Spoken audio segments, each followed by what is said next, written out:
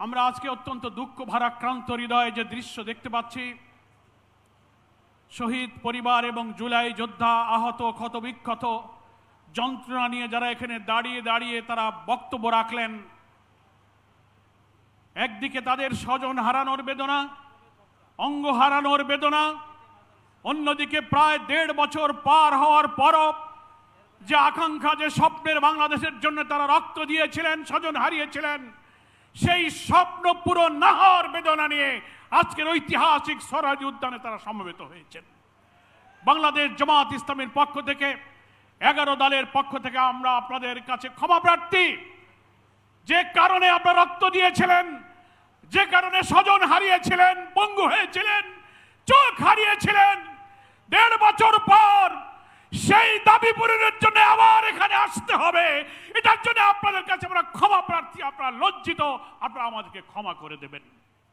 কিন্তু আজকে জুলাই যোদ্ধা শহীদ পরিবারের বক্তব্যে পরিষ্কার হয়েছে, সরকার জনগণকে বিভ্রান্ত করার যত চেষ্টাই করুক, যারা জীবন দিয়েছে, অঙ্গ দিয়েছে, ত্যাগ করেছে, আরো ত্যাগের প্রয়োজন হলে 18 কোটি মানুষের মুক্তির জন্য এই গণভোটের রায়কে বাস্তবায়নের সংগ্রাম আমরা দুর্বার গতিতে এগিয়ে নিতে চাই।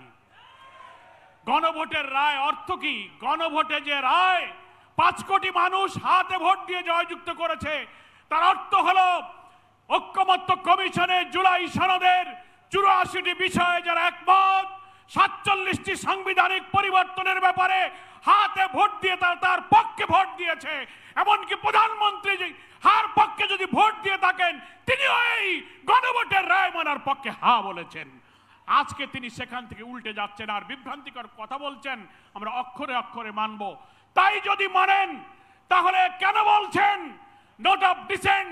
গুরুত্বপূর্ণ সাংবিধানিক 10টি ব্যাপারে আপনি আপত্তি করেছেন, যেখানে সমস্ত সাংবিধানিক পদ, প্রধানমন্ত্রী হলে তিনি দলের প্রধান থাকবেন না, কেয়ারটেকার সরকার পদ্ধতির ব্যাপারে একটি পয়েন্ট আপনি নোট অফ ডিসেন্ট দিয়েছেন, উচ্চ কক্ষে পিয়ারের ব্যাপারে নোট অফ ডিসেন্ট দিয়েছেন, চুক্তি এবং আন্তর্জাতিক সমস্ত চুক্তির ব্যাপারে 2 কক্ষে অনুমোদনের প্রশ্নে আপনারা ডিসেন্ট দিয়েছেন। আপনারা দুর্নীতি দমন কমিশন, পিএসসি, আপনি অডিটর জেনারেল, প্রধান বিচারপতি নিয়োগ, প্রত্যেকটি সাংবিধানিক পদ যা হলো এই সংস্কারের মূল কাঠামো, যেটা ঠিক না হলে এই রাষ্ট্র আবার ফ্যাসিবাদের দিকে ধাবিত হবে, সেখানে আপনারা না বলেছেন, অথচ জনগণকে আপনারা শুভঙ্করের ফাঁকি দিয়ে বলছেন আমরা মেনে নেব। 5 কোটি মানুষ হাতে ভোট দিয়ে আপনাদের এই সেই নোট অফ ডিসেন্টকে খারিজ করে দিয়েছে। 5 কোটি মানুষের সামনে আপনাদের নোট অফ ডিসেন্ট নাই। গণভোটের ব্যালটে যে 4টি প্রশ্ন, সেখানেও নোট অফ ডিসেন্ট নাই। তার অর্থ হলো গণভোটের পুরা রায় আপনাকে মানতে হবে। তাই জুলাই আহত শহীদরা আজকে চোখের পানি ফেলে 1.5 বছর পর কেন আপনি প্রধানমন্ত্রী আপনার কাছে এই আবেদন সে জানাবে? বিলম্ব না করে পার্লামেন্ট চলমান আছে, এই পার্লামেন্টে আপনি সংবিধান সংস্কারের পরিষদের অধিবেশন আহ্বান করার সুযোগ আছে। আপনি ডাকুন, শপথ গ্রহণ করুন এবং গণভোটের ফলাফল অনুযায়ী সংস্কারের প্রস্তাবকে মেনে নিয়ে সংবিধানের তফসিল অন্তর্ভুক্ত করুন। তাহলেই শহীদদের রক্ত, এই আকাঙ্ক্ষা, আত্মদান তখন সফল হবে। তা না হলে আবার যদি রক্তাক্ত আন্দোলনের দিকে এই শহীদদেরকে ঠেলে দেন, জাতির কাছে আপনাদেরকে নির্মম পরিণতি বরণ করতে হবে, যেটা 5 আগস্টের বিপ্লব থেকে আপনাদেরকে শিক্ষা নিতে হবে।